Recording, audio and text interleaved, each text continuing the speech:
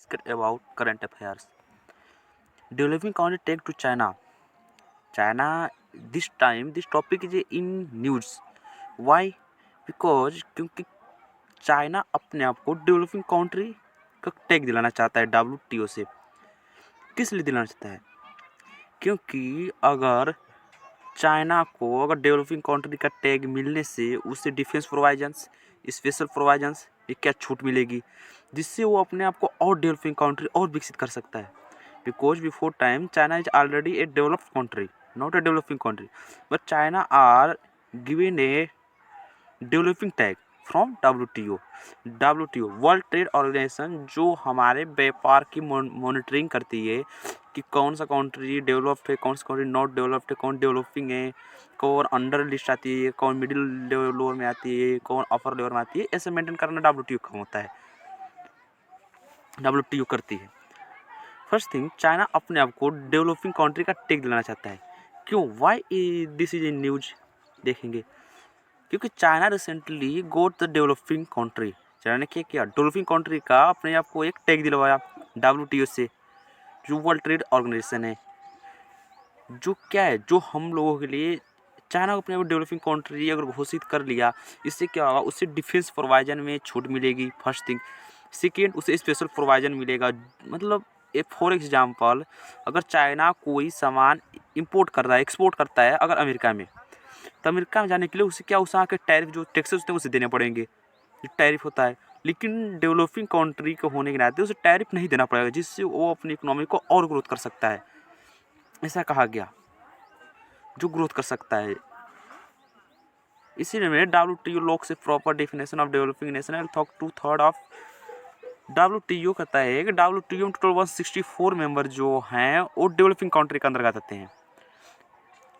164 2/3 जो मेंबर है वो हमारे डेवलपिंग कंट्री के अंदर आते हैं।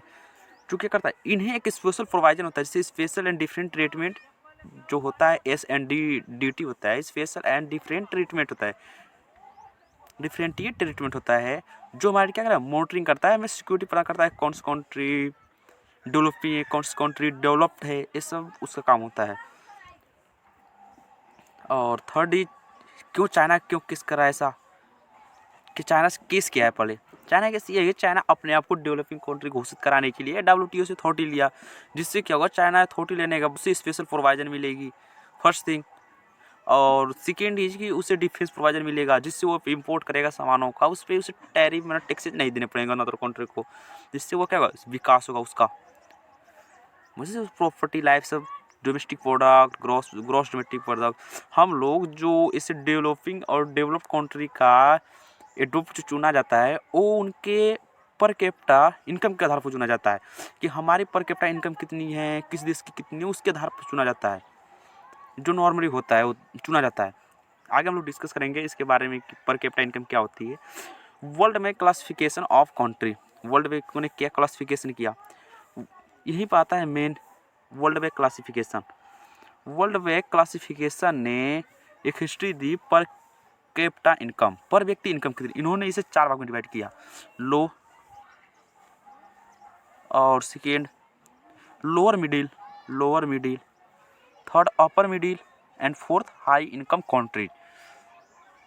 तो हाई इनकम कंट्री जो इसे डिस्कस किया, 4 पार्ट में डिवाइड किया। जो लो होते हैं, फर्स्ट शुरुआत करेंगे हम लोग इसे अपर कैपिटा, हाई कैपिटा।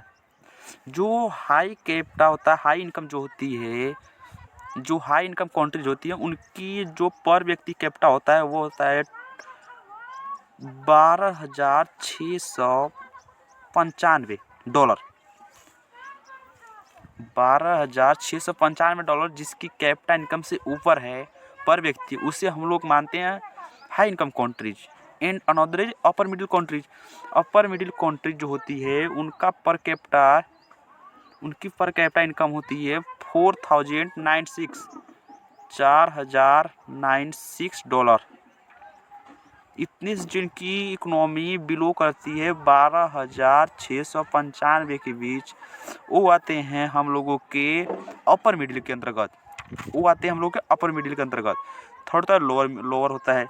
जो लोअर होता है उसका होता है $1,046 से लेकर $4095 इतने के जो बीच आता है उसे हम लोग बोलते हैं लो मिडिल।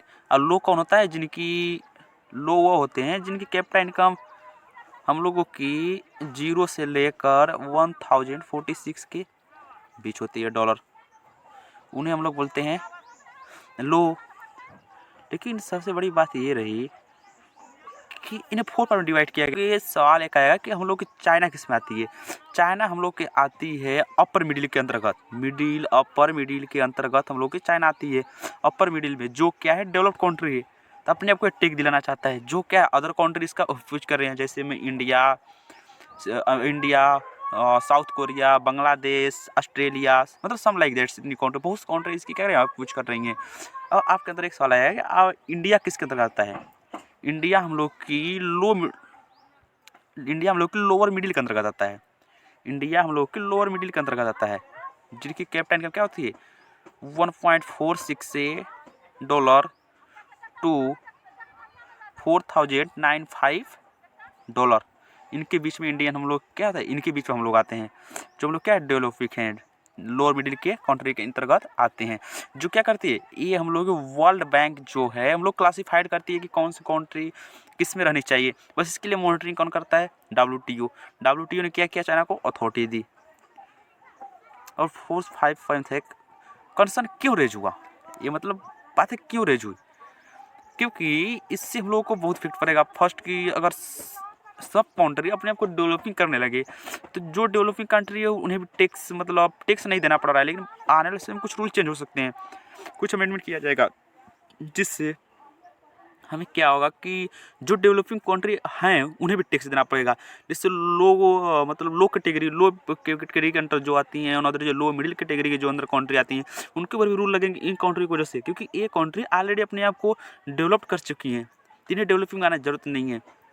तो यहाँ से एक कंसर्न रेज हुआ, जिसके अंतर्गत ऑस्ट्रेलिया ने इसका विरोध किया, जिससे मैटर ऑफ चॉइस क्या हुआ, जिससे हम लोग देखते हैं कि जो इंडिया है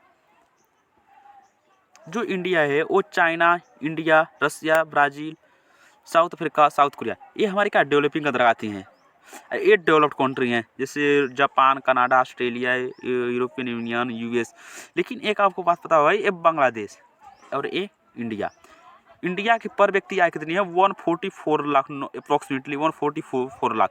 लेकिन बांग्लादेश की कितनी है? 152 लाख। तो हम लोग कहते हैं बांग्लादेश घोषित करता है कि हम लिस्ट कहते हैं, लिस्ट डेवलप कंट्री का अंतर्गत, जबकि बांग्लादेश की economy per capita income Bharat से इंडिया से क्या है? इंडिया से मोर देन बांग्लादेश की है। जो इंडिया से मोर देन बांग्लादेश की है, तो बांग्लादेश अपने आप को क्यों लिस्ट डेवलप्ड कंट्री में घोषित कराता है, जबकि इंडिया की पर कैपिटा इनकम बांग्लादेश से कम है? तो इंडिया को लिस्ट होना चाहिए, जबकि बांग्लादेश को यहाँ होना चाहिए। तो ये हम देखते हैं। तो कुछ कंट्री क्या होता है, इसमें अपनी पॉलिटिक्स खेलती हैं, जिससे क्या होगा, उनकी इकोनॉमी उन्हें टेस्ट न देना पड़े, जिससे उनका और विकास क्या हो और अच्छा हो। इसी यही करना चाहता है, जिससे उसे स्पेशल प्रोविजन मिले, डिफेंस प्रोविजन मिले, जिससे वो टैक्स न देना पड़े और वो विकास करे। और 5 point benefit, already we are discuss in before topics कि अकॉर्डिंग टू डेवलपिंग कंट्री को टैक्सेज नहीं देने पड़े। अगर हम किसी सामान को इंपोर्ट करते हैं अनदर कंट्री में, तो वहाँ जाने हमें जो टैरिफ वहाँ देनी पड़ती है, जो टैक्सेस देने पड़ते हैं, उनमें हमें बहुत छूट मिलती है। अब फर्स्ट डिफेंस प्रोविजन, जो हम लोग सामान इंपोर्ट करते हैं अनदर कंट्री में, इंपोर्ट करते लेते हैं या एक्सपोर्ट करते हैं। मान लीजिए इंडिया ने क्या सामान को एक्सपोर्ट किया, कहाँ? रूस में।